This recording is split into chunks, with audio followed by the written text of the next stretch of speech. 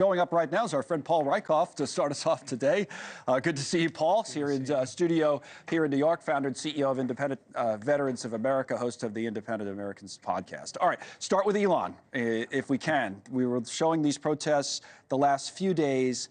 I think what's interesting about this week and how it's developed, it was all about Trump for the first couple of weeks. Now a lot of the attention's on Elon Musk.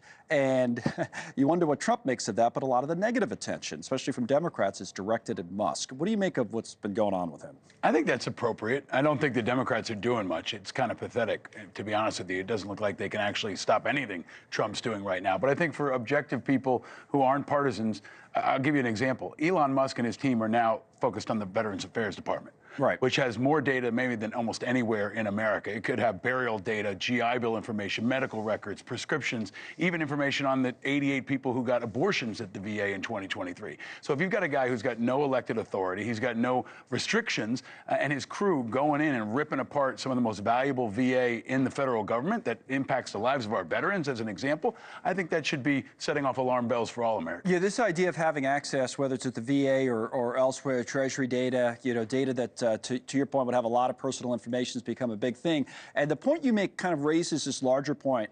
I want to see what you think of this, because I've heard it from both sides. Unelected, right? Who elected Elon Musk, the Democrats say. When you think about it, the same argument for different reasons has been made by the other side about the so-called deep state. What's the complaint about the deep state? There's this bunch of unelected bureaucrats. So it's like both sides are saying the same thing for different reasons. Yeah, but I mean, let's use the VA as example. You've got, government workers, I think more than half are veterans themselves. Yeah. They've gone through background checks. They have a clear mandate. They have bosses. They have job descriptions. I mean, it's not a billionaire who fashions himself as one of the most powerful people in the world just running ramshot around. And there's also a level of respect and civility here to have a bunch of young 19-year-olds come in and start pushing around. Very smart people, according to the president. Sure, but there's also very smart people. Let's use, again, the VA as an example, Department of Defense as an example. Not everybody there is deep state. Not everybody there is partisan. Again, in both those places, many of them are veterans who could then consider themselves patriots. They consider working there a part of the extension of their government service, their patriotic service.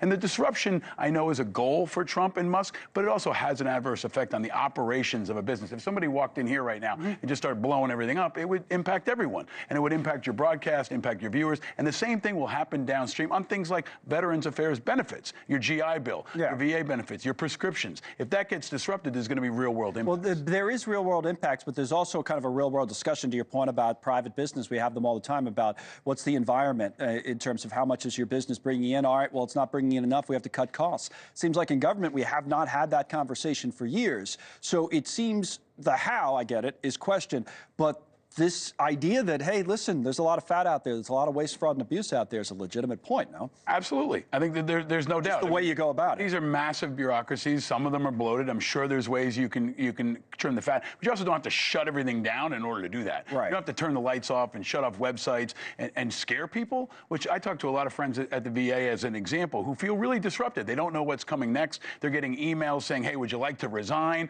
And if you do, hit resign in the reply. It doesn't feel respectful. Yeah, they have that deadline coming up. It doesn't feel respectful. And I think that's important here, too, especially in an institution like the Department of Defense or Department of Veterans Affairs. You need to have a respectful tone that puts people in value and values their service, even if you want them to leave. Some of them have been there 20, 30 years doing things like mental health counseling for veterans, and they're valuable, and we don't want to just wash them all out. All right, let me talk about President Trump's team for a moment. Again, we'll probably see the president here, I would say multiple times while we're on the air for Newsnation now, but the first with this executive order that we mentioned. But his team looks like it's all possibly going to be put in place. You and I have talked about who's going to make it, who's not. Today, Pam Bondi was sworn in as the new Attorney General. Let me play a clip from what she said and get your thoughts on the new AG. This was Pam Bondi earlier today.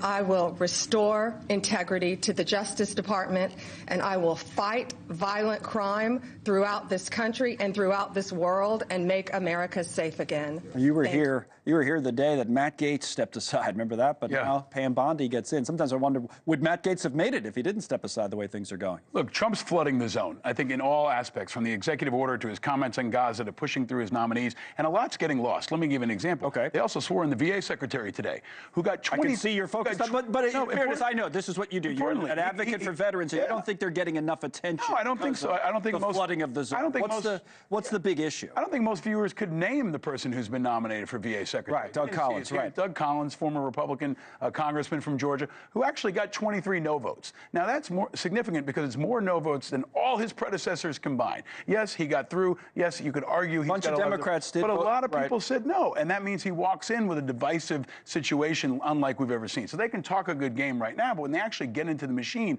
are they going to be able to bring people together, a workforce of 1 million people from all different backgrounds? That's going to be the real challenge. Once they get in place, can they make these things work, and can they inspire and lead a workforce? Even if they cut it, they're still going to be the leader that these people are looking up to. We have a live shot now. Speaking of nominees we've spoken about who now are in place of Pete Hegseth, the new defense secretary, just about to meet with Benjamin Netanyahu. So Netanyahu stays in town, right, and is making the rounds, meeting with the Speaker of the House, meeting with the defense secretary as the motorcade pulls up here a day after, of course. The president made some news with all these Gaza comments last night. Any quick thoughts on that and Netanyahu and Hegseth and how it all fits together? We're all on a wild ride right now. I mean, Netanyahu, I don't think had an idea of the extent to which Trump's going to make those comments yesterday.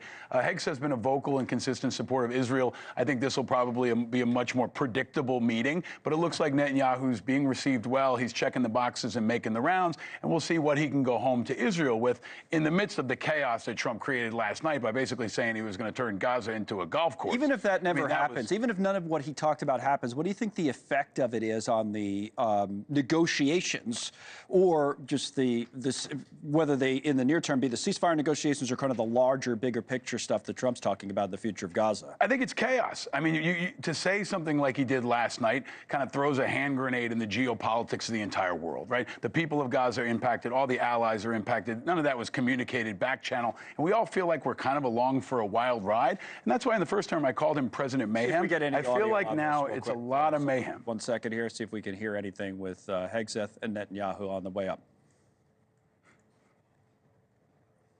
Can you rule out sending troops to Gaza?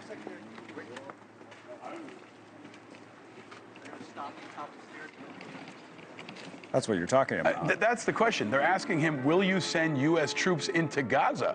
Because Trump left that open last night. The world is wondering right now if the U.S. is sending troops into Gaza, and he's got to clean that up and clarify that pretty quickly. Right. Yeah, it's funny because we've been around President Trump now for a second administration, and sometimes you try to catch yourself from getting too into something he says like that, because we've seen it play out before where something's thrown out and whatever the final product is, it doesn't look anything like that. And I wonder how productive the conversations are. At the same time, he's president of the United States, so when he says something, do you just not consider it? I don't know.